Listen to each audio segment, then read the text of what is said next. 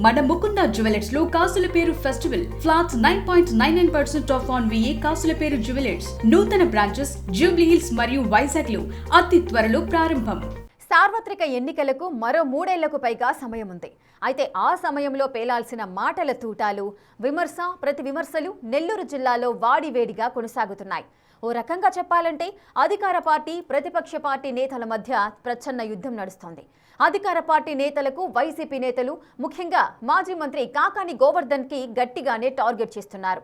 వచ్చే సార్వత్రిక ఎన్నికల్లో వైసీపీదే విజయమని కార్యకర్తలకు భరోసా ఇచ్చేలా ముందుకు సాగుతున్నారు. ఆ క్రమంలో క్షేత్రస్థాయిలో బలోపేతానికి వైసీపీ అష్టకష్టాలు పడుతోంది. అసలు ఇంతకీ సింహపురి జిల్లాలో నడుస్తున్న రాజకీయమేంటో మీరే చూడండి. ఉమ్మడి నెల్లూరు జిల్లాలో వైసీపీ పుట్టుక ముందు తెలుగుదేశం పార్టీకి అధిక స్థానాలను అందించే కంచుకోట. అయితే 2014 ఎన్నికల్లో వైసీపీ అధికారంలోకి రాకపోయినా నెల్లూరు జిల్లాలోని 10 అసెంబ్లీ స్థానాల్లో 7 సీట్లు కైవసం చేసుకోగలిగింది. 2019లో జరిగిన సార్వత్రిక ఎన్నికల్లో వైసీపీ 10కి 10 అసెంబ్లీ స్థానాలు ఉన్న ఒక్క ఎంపీ సీటు దక్కించుకుని క్లీన్ స్వీప్ చేసింది. ఆ ఎన్నికల్లో తెలుగుదేశం పార్టీ బోని కూడా కుట్టలేకపోయింది. దాంతో ఎప్పుడు ఎన్నికలు జరిగినా వైసీపీకి కడప తర్వాత నెల్లూరు జిల్లా కంచుకోట అని అందరూ భావించారు. అయితే 2024లో జరిగిన సార్వత్రిక ఎన్నికల్లో పెనంపై దోస తిరగబడినట్లు తిరిగి తెలుగుదేశం పార్టీ జిల్లాలోని అన్ని స్థానాలు దక్కించుకుని రాష్ట్ర రాజకీయాలను తన వైపు తిప్పుకుంది. ఎప్పుడూ లేని మెజార్టీ కట్టబెట్టడంతో పాటు టీడీపీ నుంచి కొత్త మొహాలను సైతం అసెంబ్లీ మెట్లెక్కించారు నెల్లూరు జిల్లా ఓటర్లు. ఈ నేపథ్యంలో కూటమిలో ప్రధాన పక్షంగా ఉన్న తెలుగుదేశం పార్టీ దాదాపు 20 నెలల పదవీ కాలం పూర్తి చేసుకుంది. వైసీపీ హయాంలో ఓవర్ స్పీడ్ తో వెళ్లిన వైసీపీ నేతలకు తెలుగుదేశం పార్టీ కళ్లెం వేసింది. పలు ప్రాంతాల్లో ఆ పార్టీ నేతలను జైలుకు సైతం పంపింది. కొన్ని నెలల తర్వాత జైలుకెళ్లిన నేతలు బెయిలుపై తిరిగి సొంత నియోజకవర్గాలకు తిరిగొచ్చారు. అయినా వైసీపీ నేతలు ఎక్కడా వెనకడుగు వేయకుండా అధికార పార్టీ నేతల విమర్శలకు దీటుగానే సమాధానమిస్తున్నారు.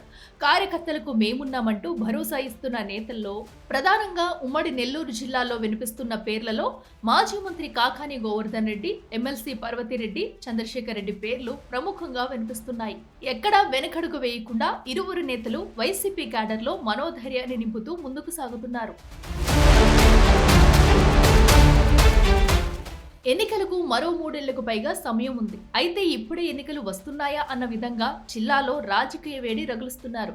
అధికార ప్రతిపక్ష నేతలు వరుస మీడియా సమావేశాలు నిర్వహిస్తూ ఒకరిపై ఒకరు కౌంటర్లతో పొలిటికల్ హీట్ పెంచేస్తున్నారు. జిల్లా వైసీపీ అధ్యక్షుడిగా ఉన్న మాజీ మంత్రి కాకాని గోవర్ధన్ రెడ్డి జిల్లాలోని అన్ని నియోజకవర్గాలపై దృష్టి సారిస్తూ పార్టీని బలోపేతం చేయడానికి ప్రయత్నిస్తున్నారు. విస్తృత స్థాయి సమావేశాలు నిర్వహించి అన్ని విధాలుగా అండగా ఉంటామంటూ కార్యకర్తల్లో మనోధైర్యాన్ని నింపే ప్రయత్నం చేస్తున్నారు.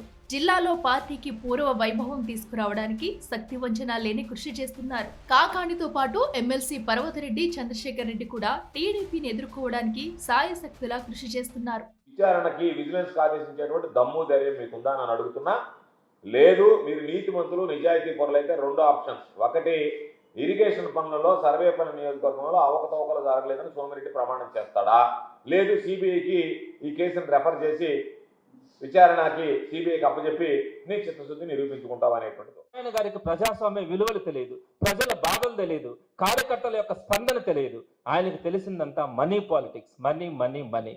మనీతో మనం ఏమైనా చేయొచ్చు. నేను రేపు పొద్దున కనుక 1000 కోట్లు పెట్టుకుంటే ఏ ఒక్కరి మీదనైనా కూడా గెలిచే పరిస్థితి ఉంటుంది.